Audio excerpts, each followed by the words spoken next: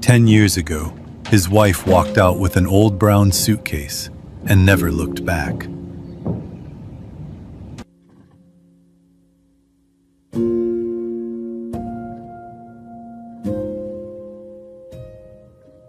Until he opened the floorboard in the basement and found the same suitcase. Nico Holloway was 48 years old, and he believed, the way a man believes in the ground beneath his feet, that some things in life simply didn't need to be explained. You worked hard. You kept your word. You built something real, and the people who loved you stayed. He had believed that for 22 years of marriage. Then one October morning, 10 years ago, his wife walked out carrying nothing but an old brown suitcase and never looked back. No fight, no goodbye, no explanation. Just the sound of that suitcase rolling across hardwood floors and the click of a deadbolt that still echoes in his chest when the night gets quiet enough. Here's what nobody knew. That suitcase wasn't empty. And what was inside it was about to change everything he thought he understood about love, sacrifice, and the 10 years he spent hating the wrong person. Before we get into the story, if you've ever loved someone completely and still felt abandoned when you needed them most, stay with me. Chicago, South Side, October 2025. The sky over Bronzeville that afternoon was the color of old pewter, the kind of flat, heavy gray that settles over the city in the weeks before the first real freeze.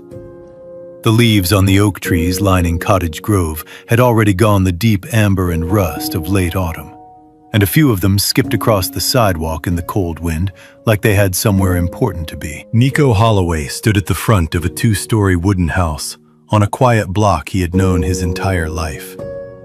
His grandmother had cooked Sunday dinners in that kitchen.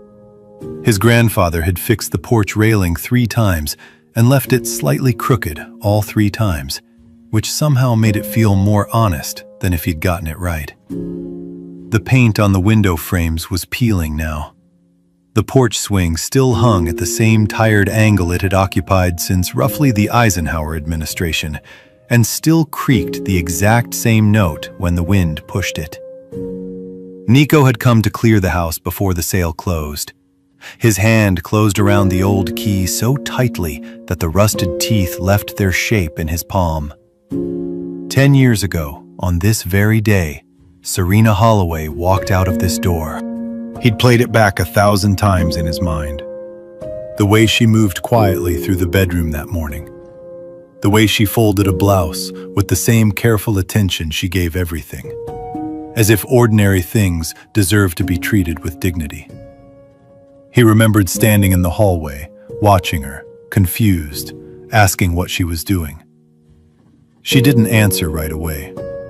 She zipped the suitcase, that old brown leather suitcase her grandfather had carried all the way up from Mississippi in 1968, back when he came north looking for something better. And she lifted it like it weighed nothing, though he could see in her shoulders that it didn't. "You have to let me go, Nico," she said. Her voice was low and steady, not angry, not cold, just resolved. "Serena, what does that mean? Where are you going?" She looked at him then. One long look, the kind that carries 100 things that can't fit into words. "Don't look for me." And she walked out into the October drizzle, down the porch steps, down the front walk, and she was gone. He'd stood at that window for 40 minutes before he admitted to himself she wasn't coming back. For a long moment, Nico didn't go inside. He just stood on the porch, one hand on the doorframe, listening to the neighborhood settle into early evening. Someone a few houses down was frying something. The warm smell of it drifted past and reminded him, painfully, of Serena's kitchen on a Sunday. A child on a bicycle wobbled past on the sidewalk, bundled up in a puffy orange coat, looking determined and slightly terrified. The porch swing creaked behind him. He breathed in. He breathed out. 10 years, he said quietly to no one. And it still hurts like yesterday. He stepped inside. The floor groaned under his weight. Dust, old wood, cedar from the closet under the stairs. And underneath all of it, the ghost of Serena's perfume. Or maybe just memory doing what memory does. The walls were bare. He had torn down every photograph himself in a rage he was still ashamed of. The nail holes were still there. Small, dark punctures in the plaster where the record of their family used to hang. He ran a finger along one without meaning to. He made his way to the basement stairs. The sale closed in 3 weeks. Clear everything, the attorney had said. He told himself this was just a job to get done. He pushed open the door. Downstairs, in the cold and the dark, something had been waiting for him for 10 years. Stay with me, because what Nico finds in that basement is going to rearrange everything he thought he knew about the worst day of his life. To understand what that basement held, you have to go back. Not to the day Serena left, but to the year before that. To the year that cracked Nico Holloway open and poured everything out. In 2014, Nico was 38 years old and running the best season Holloway Community Builders had ever seen. The company he'd spent a decade building from 3 guys and a used truck into a legitimate force on Chicago's South Side. They built affordable homes, real homes, not the quick flip plywood and paint jobs that developers liked to dress up for the cameras and drop in communities where black families had been fighting for stability since before Nico was born. Holloway Community Builders put in insulation that actually insulated. Porches that could hold a family reunion without apologizing. They were known, respected, trusted. Reginald Caldwell came into the picture the way charming men always do, smoothly and with excellent timing. He was 44, white, well-groomed, soft-spoken in the way that sounds like gentleness until you listen long enough to realize its control. He chaired a regional economic development board and wore cufflinks even at casual lunches. He told Nico he believed in what Holloway was doing and wanted to invest. Nico was not naive. He had his lawyer review the paperwork. He did his due diligence. He shook Reginald Caldwell's hand. 11 months later, every newspaper in Chicago was running the story. Southside contractor accused of contract fraud and embezzlement of community development funds. The signature on the forged documents was Nico's. The account the money moved through had Nico's name on it. The clients who were allegedly defrauded were the same communities Holloway Community Builders had spent 10 years serving. Banks froze his credit within 2 business days. 3 contracts evaporated. Former clients stopped returning calls. His accountant, a man Nico had gone to church with for 12 years, sat across from him at a Formica table and said quietly that he needed to distance himself from the association. It happened that fast. The kind of fast that lets you know the machinery was already in place before the first domino fell. Nico spent those first weeks in what he would later describe to Ellis as a white-hot fog. He drove past red lights he didn't see. At night, he tried to construct a logical sequence of events that led to this, and couldn't do it. Because there wasn't one that included a version of himself who had actually done what they were accusing him of. Serena worked late those months.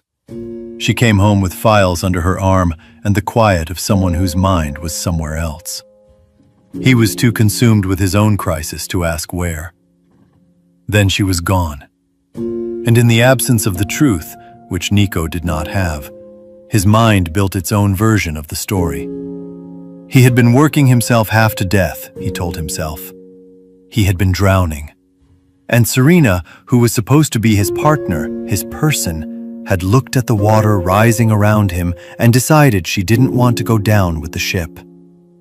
She had taken her grandfather's old suitcase and she had walked. Found something easier, probably. Someone who hadn't just had their name dragged through the Tribune. He didn't know if there was another man. He didn't look for one. The betrayal he decided on was cleaner in a way, and crueler. She had simply determined he was not worth staying for. He punched 2 holes in the living room wall the week she left. He is not proud of this. He patched them himself 6 months later, and you could still see the outlines if you knew where to look. Ali was 12. She came home from school one afternoon to find her father sitting at the kitchen table with his hands flat on the surface and his eyes somewhere very far away. And she asked, in the careful voice children use when they sense the ground isn't stable, "Daddy, where's Mama?" He told her Serena was gone, that she had chosen to leave, that they were going to be all right without her. He was half right, at best.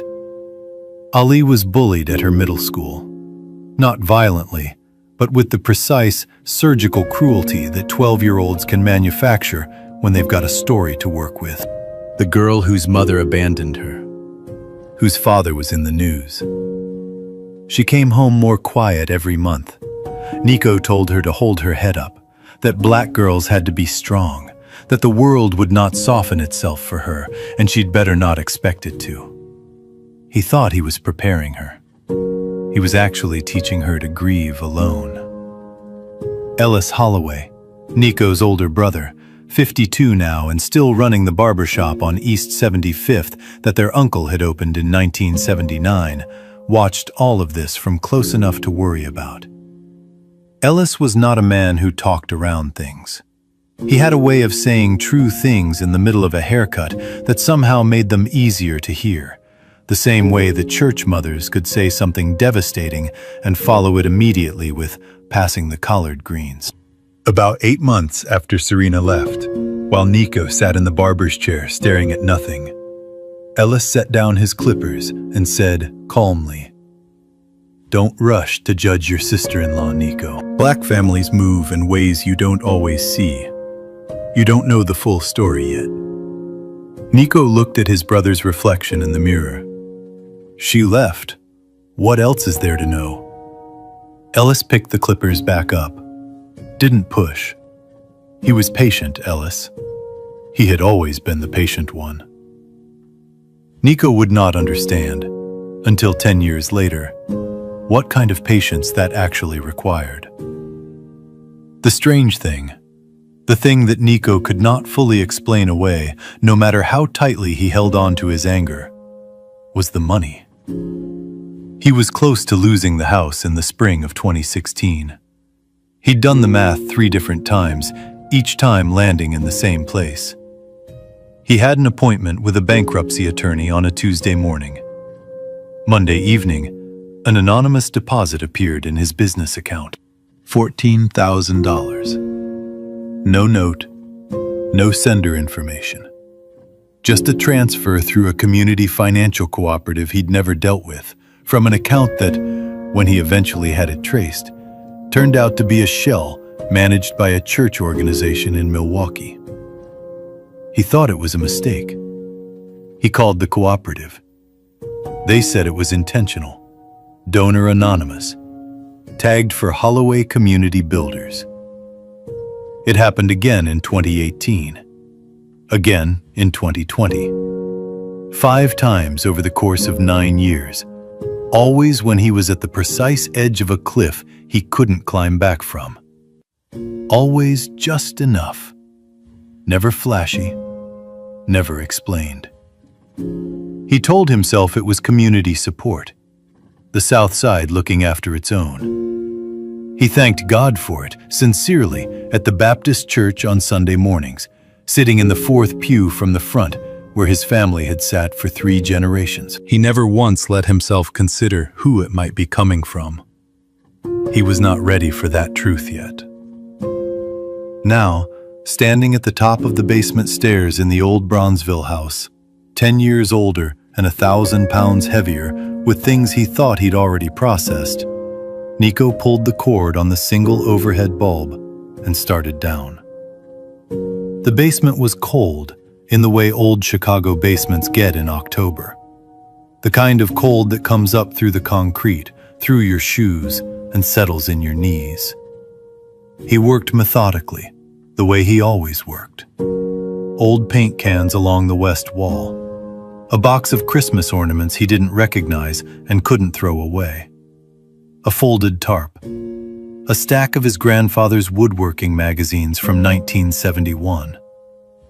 He was moving toward the back corner when he noticed it. A floorboard. Slightly different from the others. Not by much, but enough. The grain ran a half-inch off from its neighbors. The nail heads were newer. Nico crouched down slowly. He pressed the board. It shifted. He stood up, got a flathead screwdriver from the old tool shelf, and came back. Worked the plank up carefully. Beneath it was a shallow wooden compartment, maybe 8 inches deep. Clean, dry, lined with cedar to keep out moisture. And inside it was a suitcase. Brown leather, worn at the corners. A brass clasp that had been polished, recently, to a careful shine.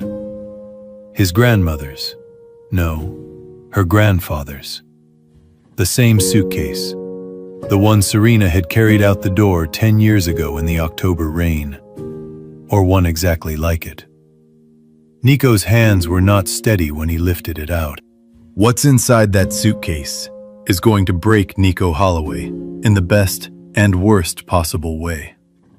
And once you hear it, you'll understand why some people love in silence long before they ever get the chance to explain themselves. Nico set the suitcase on the basement floor. His knees were already on the cold concrete. He couldn't remember kneeling down, but there he was. He stared at the brass clasp for a long moment. There was a part of him that did not want to open it. The part that had spent 10 years building a story that held together. Resentment is a strange kind of shelter, cold and low-ceilinged, but at least you know where the walls are. He opened the clasp.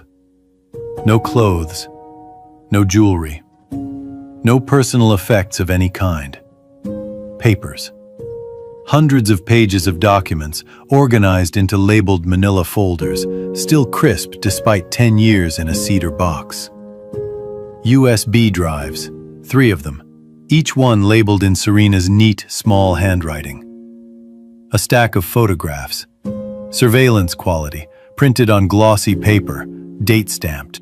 Audio transcripts, stapled and highlighted. A small digital recorder in a Ziploc bag. And on top of everything, set deliberately where anyone opening the suitcase would see it first. A handwritten letter. His name. His handwriting. No. Her handwriting. Writing his name the way she always had, with that slight lean to the capital N that he had always found beautiful and had never told her. He picked it up with hands that were, embarrassingly, shaking. Nico, I know what you've believed about me for 10 years. I know what you've told Ali. I know what you've told yourself. I need you to hear me now the way you couldn't hear me then, because I didn't have the words to give you. I only had the time to do the work. Reggie Caldwell framed you. Every document in this suitcase proves it. The contract forgeries, the redirected funds, the false witness statements. All of it traces back to him and the political machinery he controls. I had been building this case for 14 months before I left. I was close. I thought I could finish it before it came to a head. Then he found out. Nico, he called me. He told me that if I didn't stop, if I didn't disappear, Ali would have an accident. He said it the way men like him say things, quietly, with a smile underneath the words. Things happen to black children all the time, especially in neighborhoods like yours. It would be such a shame. I could not protect you and Ali from inside that house. I could only protect you from somewhere else. So I left. I am sorry I couldn't tell you. I am sorry for every night you spent angry at me. I am sorry for what it cost Ali. I carry all of that. I will carry it for the rest of my life. But I need you to know, I did not leave you.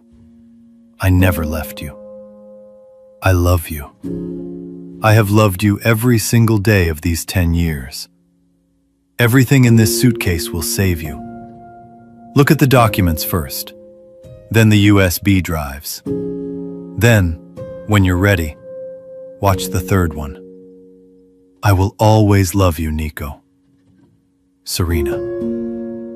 He read it once, sat completely still. Then he read it again. The basement was very quiet. Outside, somewhere above him, the October wind moved through the oak trees on the block, and the porch swing creaked once, and then went still. Nico Holloway, 6 feet 2 inches, broad-shouldered, a man who had once gone 12 rounds with a collapsing business and a false criminal accusation, and the complete dissolution of his family, and had come out the other side still standing, put his face in his hands, and came apart. Not gradually, all at once. The way old structures go when the last supporting beam finally gives. Not with warning, not with dignity, just with the complete and immediate release of everything that had been held in tension for a decade. He cried in a way he had not cried since his grandmother's funeral. The kind of crying that is not about sadness, exactly. It is about the unbearable, terrible weight of having been wrong. Having been wrong about something you staked years of your life on. Having taught your daughter to be hard against a woman who was, this entire time, quietly working herself to the bone to keep them both alive.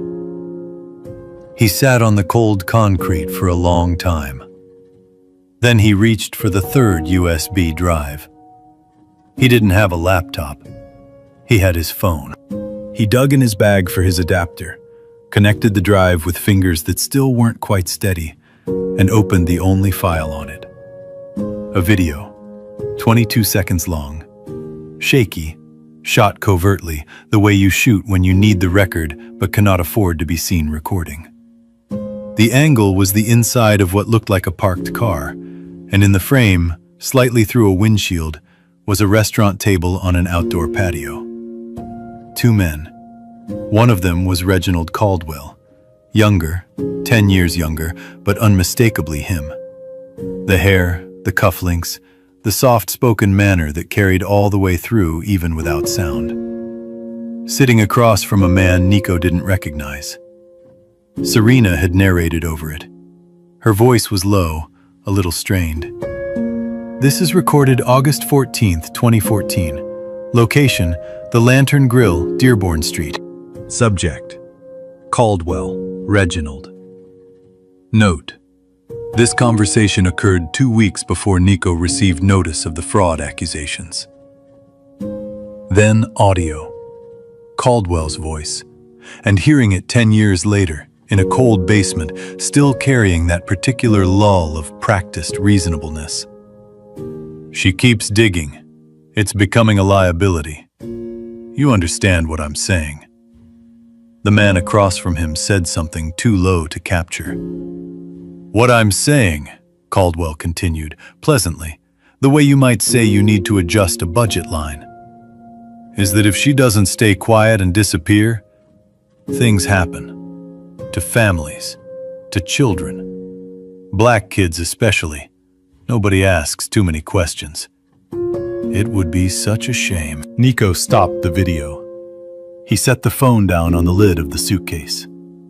He sat there for 1 full minute, not breathing, not moving, just staring at the cedar-lined compartment and the 10 years of carefully preserved evidence that his wife had risked her life to assemble, and leave him as a lifeline he almost never found. Then he picked up his phone and called his daughter. Aaliyah Holloway was in the UIC Law Library when her phone buzzed. She almost sent it to voicemail.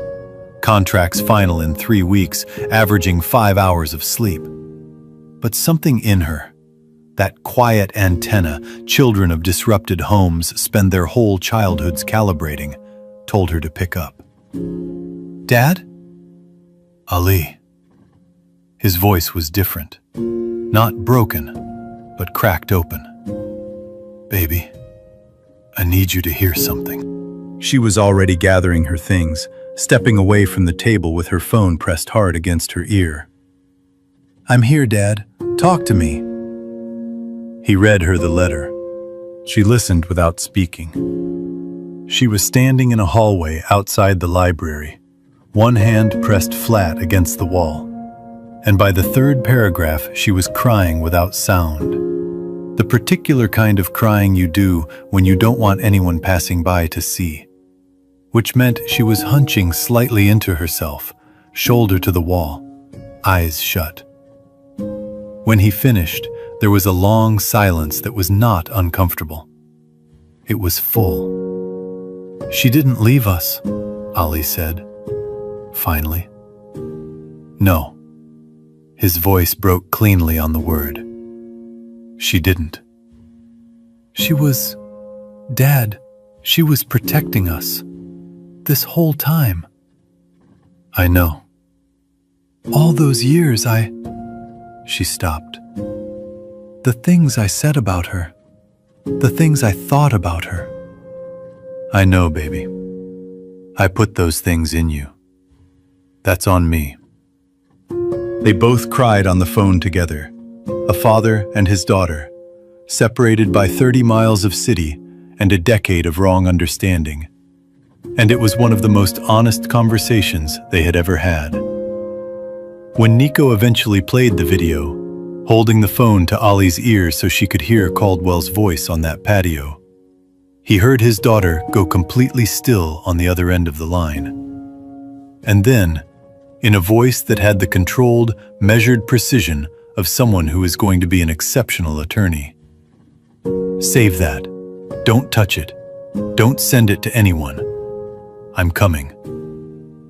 What Ollie finds when she gets to that basement, and what the rest of those documents reveal, is a level of sacrifice so quiet and so total that it will make you reconsider everything you think you know about the people who love you most. Ali drove to Bronzeville in 40 minutes. She was a fast driver, always had been, which gave Nico gray hairs. And she arrived still in her law school clothes, laptop bag on her shoulder, eyes red but dry and focused.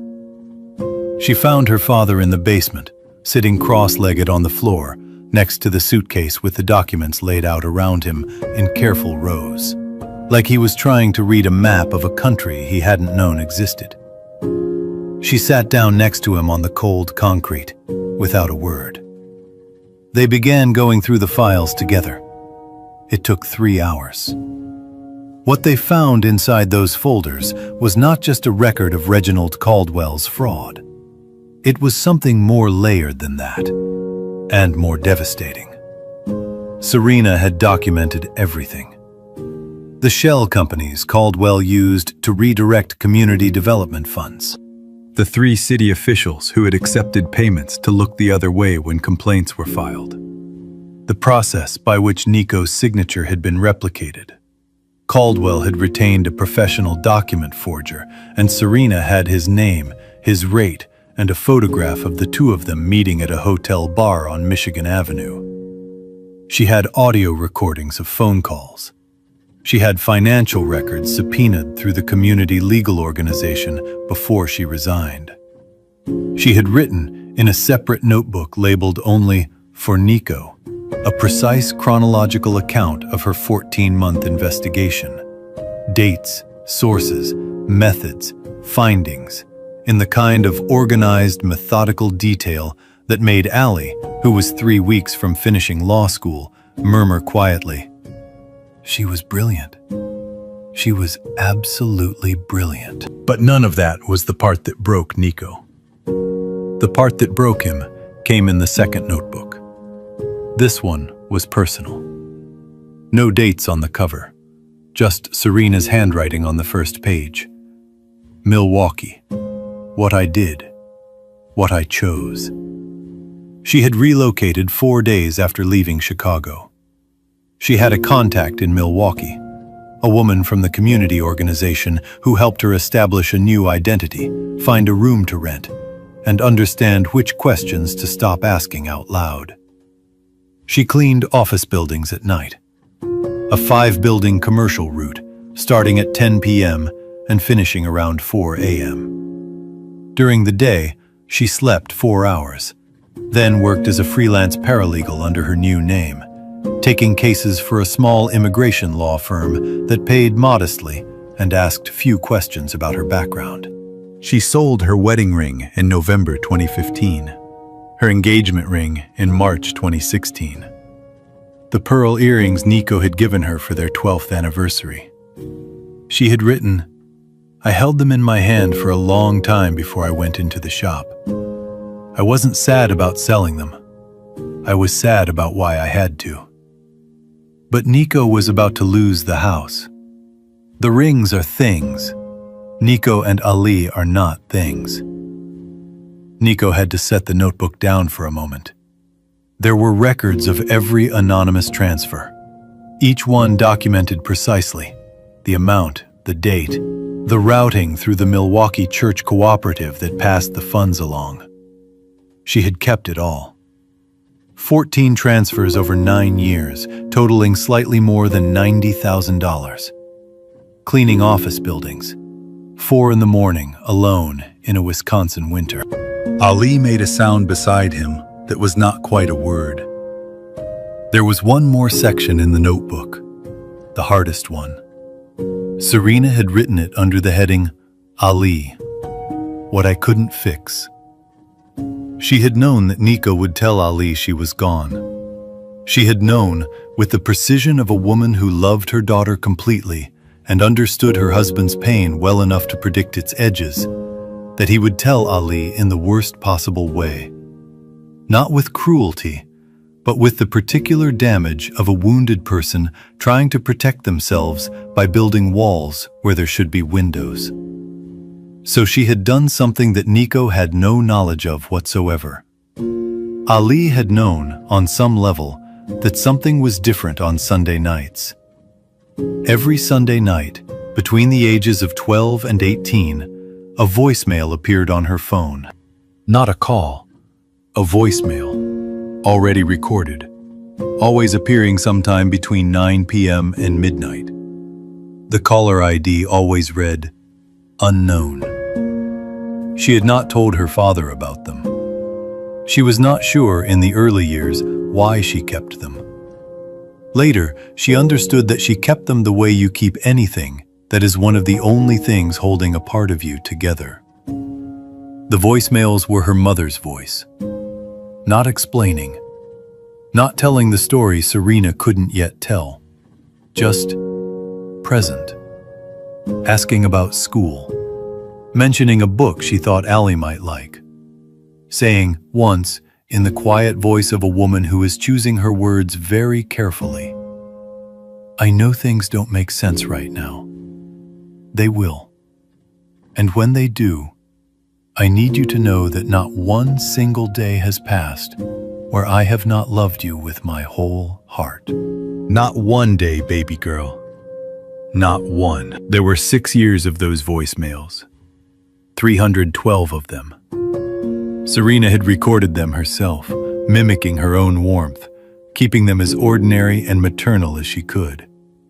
Because she knew that what Ali needed was not drama or mystery. She needed the sound of her mother's voice saying ordinary things. She needed to hear that she was loved in the specific, domestic, daily way that children need to be loved. Ali, reading this, said nothing at all for a long time.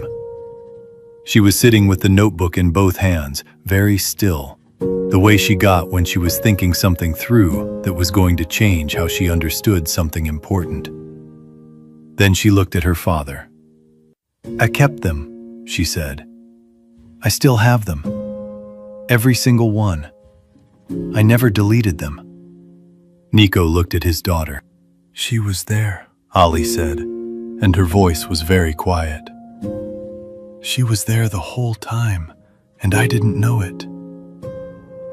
They drove to Ellis's barbershop at 6:45 in the evening, arriving just before he locked up. Ellis was sweeping the floor when the bell on the door jangled, and he looked up and saw his brother's face and the expression on it, and set the broom against the wall without a word. "How long did you know?" Nico asked. Ellis sat down in one of the barber chairs. He was quiet for a moment, the kind of quiet that is not evasion, but respect for the weight of what's being asked. "She came to me in 2015, Ellis said, 2 months after she left. She needed someone to move the money without it tracing back to her. She sat right there." He nodded at the waiting chairs. "And she was the calmest person I had ever seen in a situation that was anything but calm. She told me what Reggie had threatened, made me swear on Mama's name to keep quiet until she said otherwise." Nico said, "You watched me hate her for 10 years. "Yes, and I watched you survive for 10 years because of what she was doing." Ellis leaned forward. "I told you more than once, don't rush to judge her. You weren't ready to hear it. Wasn't my place to force it." "I said things about her, Ellis, bad things, to her own daughter." "I know, and she knew you would. She still chose to protect you." He let that settle. "The question now is what you do with it." Nico nodded slowly. He was not a man who arrived at things quickly. He turned them over, tested them, looked at them from multiple angles. But he was also not a man who, once he understood something, looked away from it. "Where is she?" he asked. Ellis reached into his apron pocket and set a folded piece of paper on the armrest between them. "Milwaukee," he said. "She never left Milwaukee. She's been there the whole time. I think," he paused, "I think she's been waiting." What Nico Holloway does next, and what he finds when he finally comes face to face with the woman who gave up 10 years of her life to save his, is the part of this story you will be thinking about long after it ends. The drive from Chicago to Milwaukee is about 90 minutes. Nico made it in just over an hour. He didn't listen to music. He didn't call anyone. He drove in silence through the city, and then the suburbs, and then the long dark stretch of I-94 where the lights thin out and the sky opens up. One hand on the wheel, going over and over in his mind the things he needed to say, finding them inadequate, one after another, discarding them. He had given speeches at city council meetings. He had addressed rooms full of skeptical developers and community leaders, and once, memorably, a federal housing inspector who had arrived clearly expecting to find problems. He was not a man who ran out of words easily. He had none for this. He followed the address Ellis had written down to a street on the near north side of Milwaukee, a neighborhood of older apartment buildings, neatly kept. The kind of block where everyone knows each other's cars and someone has flower boxes in every window. He parked, sat in the car for a moment. Then he got out, walked up to a second-floor door, and knocked. The door opened, and there she was. She was thinner, visibly so, in the way of someone who had worked their body hard for a very long time. Her hair, which she had always kept natural and full, had gone gray at the temples and in 2 wide streaks that framed her face. She was wearing a faded sweatshirt and reading glasses pushed up on her head, the way she used to wear them when she was working at the kitchen table. Her eyes were the same, sharp, warm, sorrowful, and utterly undefeated. She looked at him for one long moment. She did not look surprised. She looked relieved, Nico thought. The way a person looks when they have been carrying something at a very high altitude for a very long time, and they are finally allowed to set it down. "You found it," she said. "I found it." She stepped back from the door. He stepped inside. The apartment was small and spare, clean, organized. She had always been that way. A stack of files on the kitchen table, a legal pad with handwritten notes. On the counter, a coffee maker with a mug still steaming beside it. On the shelf above the window, a photograph he hadn't expected. Him and Ali. The summer Ali was 16, both of them laughing at something off camera. He didn't know how she had gotten it. He found, at this particular moment, that he didn't need to ask. They stood in the center of the small living room and looked at each other for a long time. The kind of long that holds an entire decade inside it. The apologies that exist in that kind of silence would take a year to say out loud, so they didn't say them yet. They would get there, but first, they just stood. Then Nico closed the 4 feet between them, and he put his arms around his wife, and she put her face against his chest, and they held on. No words. Not yet.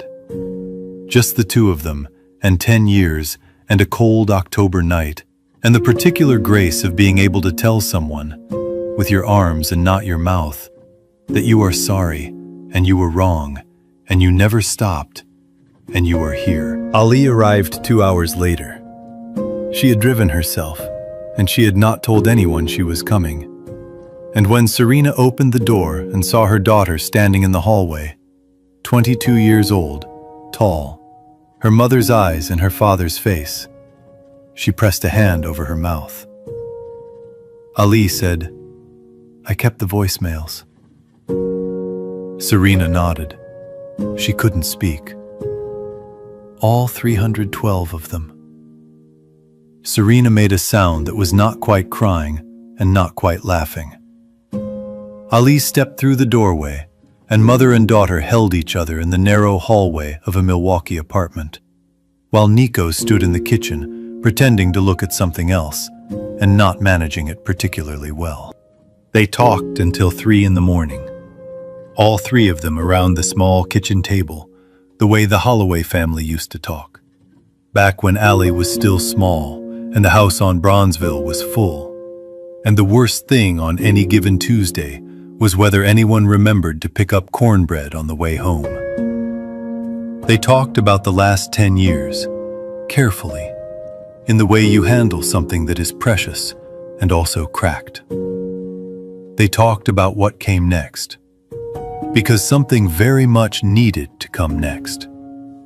The reason Serena's hands were still steady, but her eyes carried something watchful, was explained in the last folder inside the suitcase. The one she had dated 8 months prior. Reginald Caldwell was no longer just a corrupt investor. He was now a regional board chairman, newly appointed, with oversight authority over a set of economic development committees that touched nearly every Black-owned business development initiative on Chicago's South Side. He had spent the decade that Nico spent rebuilding, quietly consolidating. He was pushing legislation that would restructure zoning regulations in ways that would, effectively, make it nearly impossible for community-focused builders like Holloway Community Builders to compete for contracts. He had not stopped. He had simply moved to a higher floor. And Serena had been watching. She had continued gathering evidence, newer evidence, more recent, connecting his current activities to the same network of shell financing and political favoritism. She had been anonymously leaking pieces of it to journalists, to advocacy organizations, to anyone who might use it.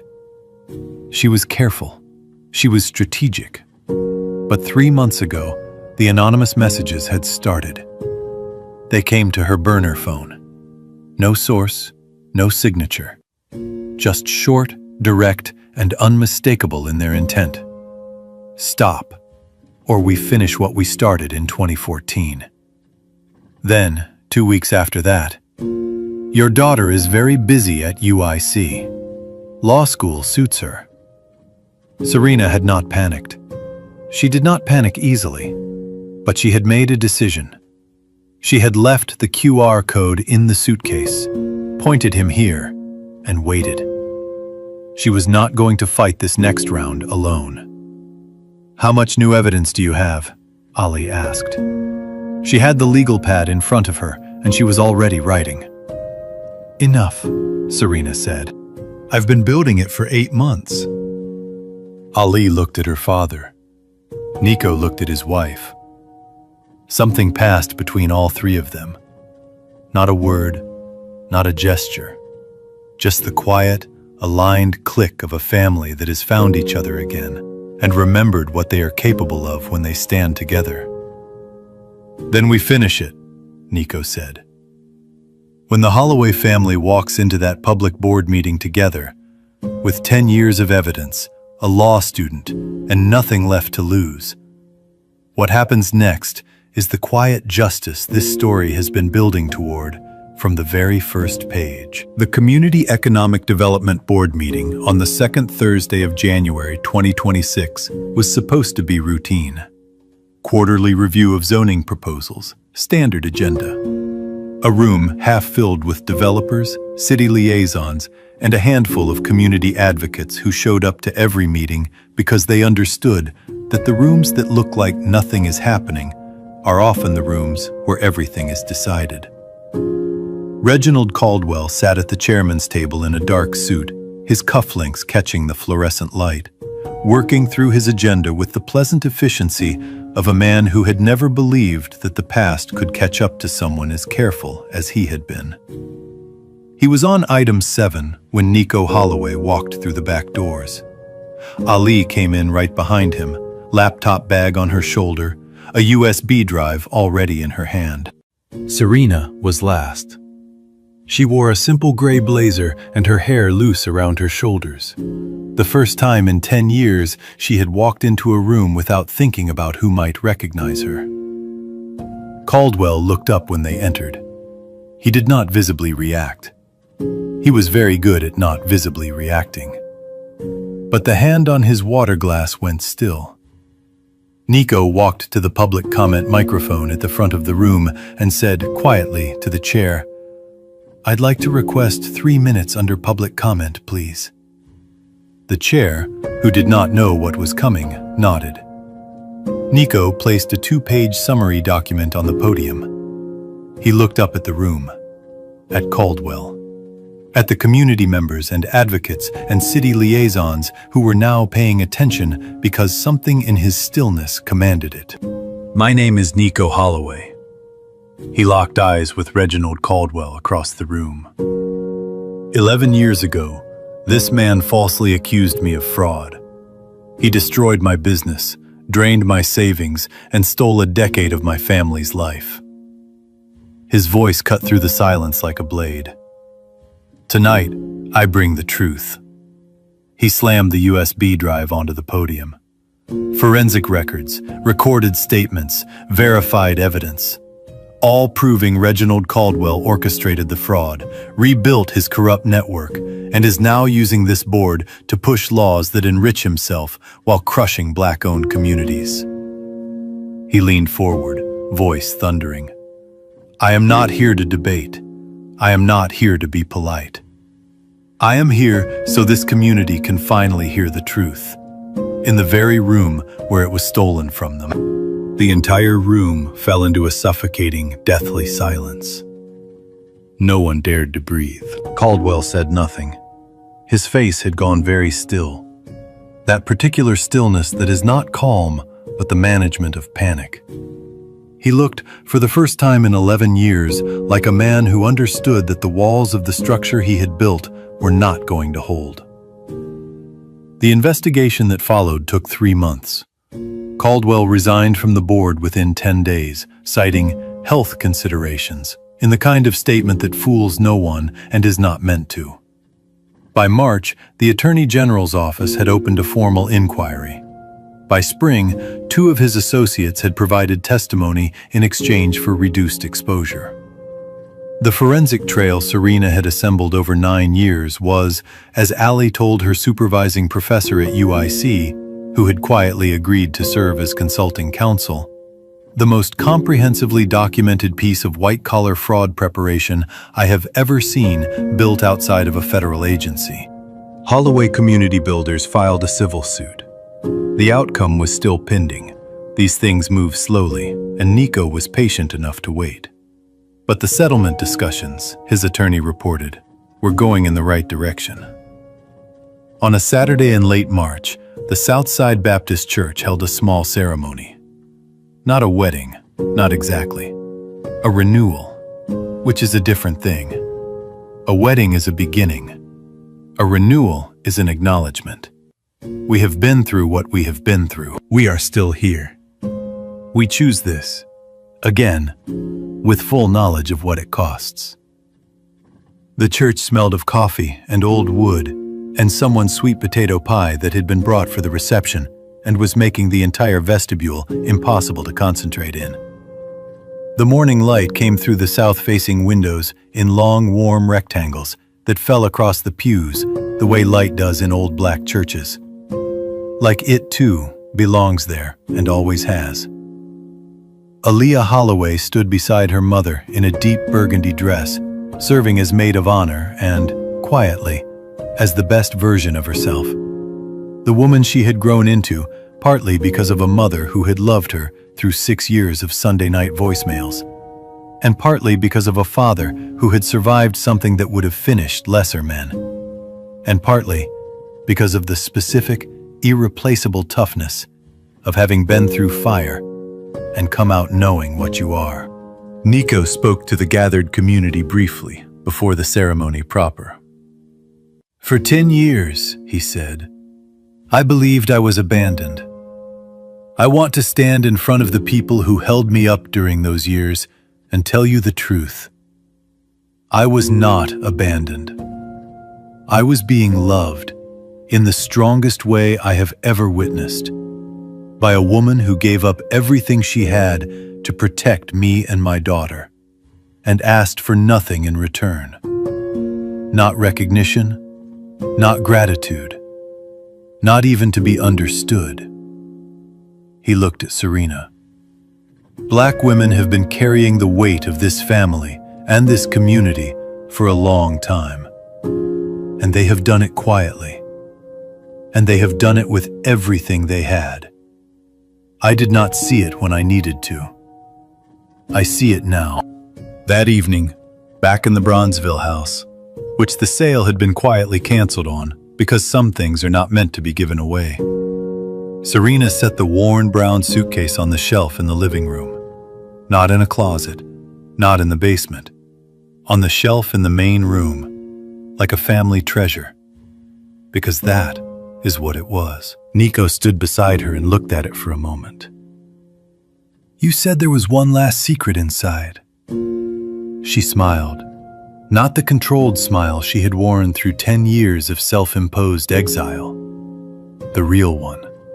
The one that came slow and broke wide at the end, and always had. "I did say that. Are you going to tell me what it is?" "I will."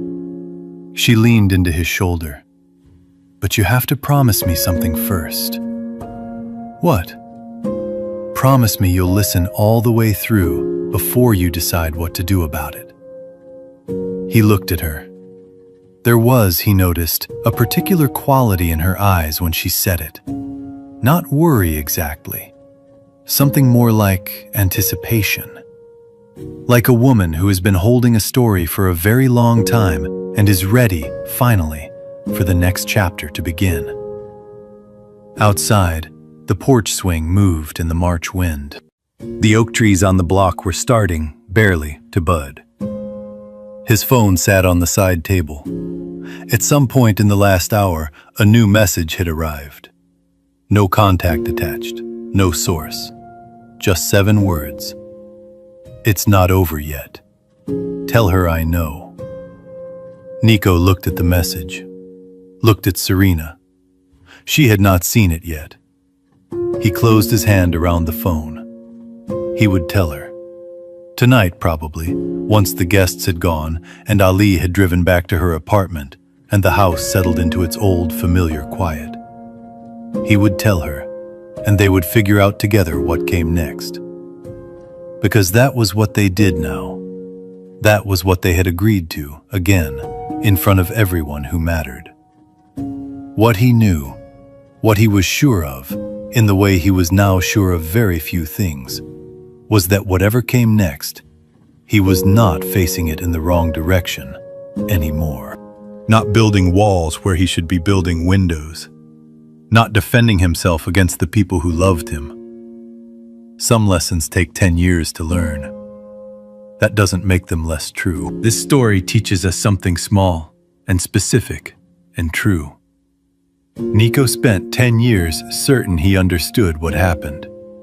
He had the evidence of his own eyes, a door closing, a suitcase rolling, a woman walking away in the rain. He built his whole understanding of those years on that image. And he was wrong. Not because he was weak or foolish, but because he only had part of the picture. Most of us have a story like that somewhere. A person we wrote off. A silence we decided meant indifference. A leaving we called abandonment before we knew what it cost the one who left. Here is what this story asks of you, practically. Tonight, or this weekend, find one relationship, a grown child, a sibling, an old friend you haven't spoken to in years, where the distance between you is built on a version of events you have never fully verified. Don't call them yet. Just write down, on a notepad or the back of an envelope, the one thing you decided about them that you accepted without ever asking if it was true. Just write it down. Look at it. That's the suitcase. You don't have to open it today, but now you know it's there. The people who love us most are not always the loudest ones in the room. Sometimes they are the ones who quietly carried something you never saw and said nothing, because saying nothing was the only way to keep you safe. That kind of love doesn't ask to be understood. It only asks, eventually, to be recognized. This story was created by a human with help from AI. It only wants to whisper that kindness has the power to change destiny.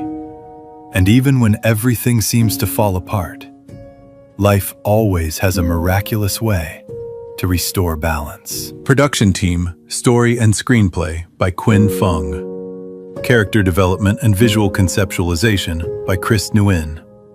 Video scripting and scene adaptation by David Nguyen. A passionate team dedicated to bringing this story to life.